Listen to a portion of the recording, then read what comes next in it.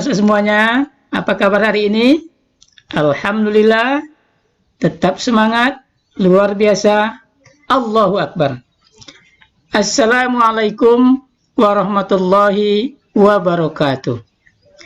Alhamdulillahirabbil alamin. Alladzi anzalal Qur'an hudan linnas wa bayyinatin minal huda wal furqan.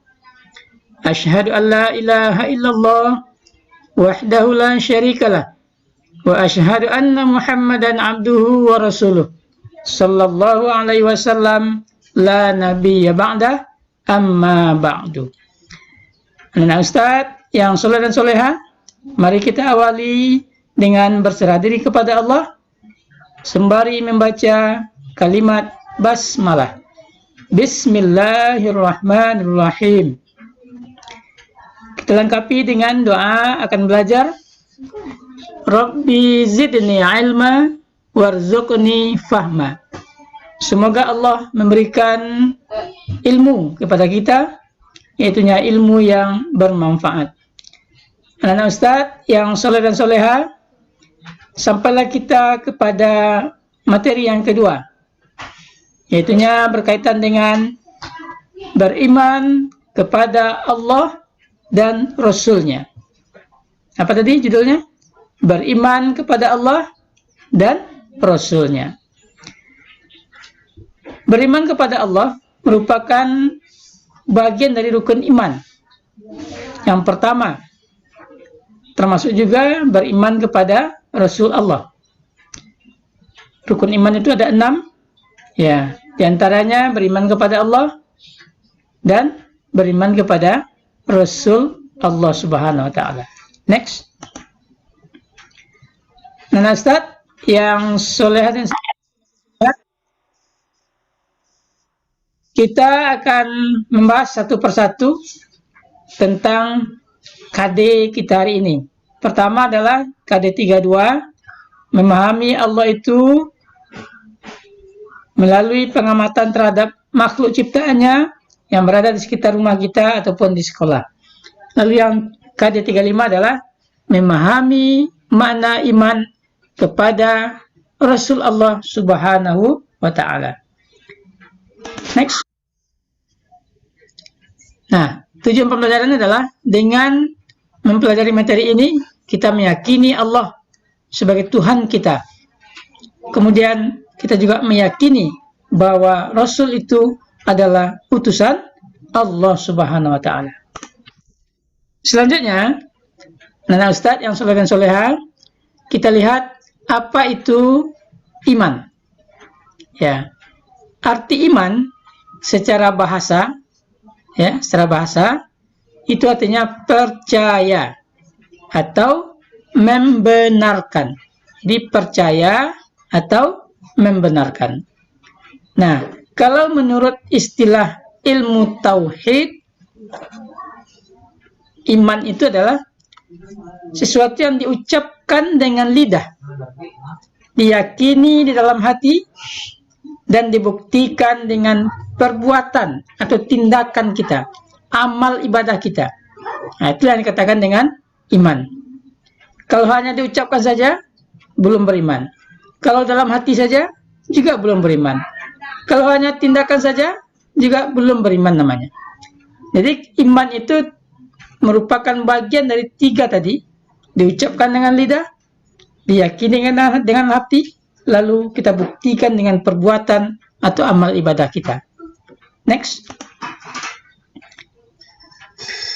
Nah, Ustaz, lalu cara kita mengenal Allah melalui alam semesta itu bagaimana caranya? Nah, di sini ada 2 cara kita mengenal Allah melalui alam semesta. Yang pertama, melalui berfikir, atau istilah lainnya mungkin tadabbur alam. Kita sering pergi bertamasya misalnya, itu sekalian untuk tadabbur alam, berfikir kita. Dengan memperhatikan alam semesta, bagaimana Allah menciptakan seluruh alam semesta ini. Apakah itu planet misalnya, planet diciptakan oleh Allah begitu banyaknya, tapi tidak ada satu pun yang saling berbenturan, bertabrakan. Semuanya aman-aman saja. Lalu gunung, kenapa gunung ditinggikan oleh Allah? Kenapa gunung tidak di bawah rumah kita misalnya ditaruh oleh Allah? Nah, itu kita pikirkan. Itu namanya tadabbur alam. Lalu lautan, kenapa lautan di bawah? Kenapa lautan tidak di atas puncak gunung misalnya? Nah, itu kan menjadi sebuah pemikiran bagi kita. Lalu hewan. Hewan itu apa? Pasti ada tujuan Allah menciptakannya. Kemudian manusia, apalagi manusia, pasti ada pesan yang diberikan oleh Allah kepada manusia. Manusia diciptakan untuk menjadi khalifah dan menjadi hamba Allah yang akan menuhankan Allah. Nah, kemudian penciptaan manusia misalnya, hidung, mata, mulut. Kenapa hidungnya lubangnya ke bawah misalnya? Kenapa tidak ke atas? Nah, itu kan menjadi pemikiran kita. Coba kita renungkan. Kita akan mendapatkan hikmah di balik itu. Nah, yang kedua, cara mengenal Allah melalui alam semesta itu adalah dengan berzikir. Dengan berzikir itu, kita bisa berbentuk kalimat langsung. Nah, misalnya, Subhanallah, Allahu Akbar, La ilaha illallah, atau kalimat-kalimat lainnya. Nah, kemudian kita juga bisa berzikir itu dengan bentuk membaca Al-Quran, atau berdoa, atau misalnya sholat, karena sholat itu juga bagian dari doa. Nah, kemudian juga zikir itu bisa dalam bentuk perbuatan nyata. Orang yang jujur dalam menimbang atau menakar ketika dia berjualan, maka dinamakan dengan zikir. Anak-anak ustadz yang jujur ketika ujian misalnya, itu bagian dari zikir itu sendiri. Zikir yang berbentuk perbuatan nyata.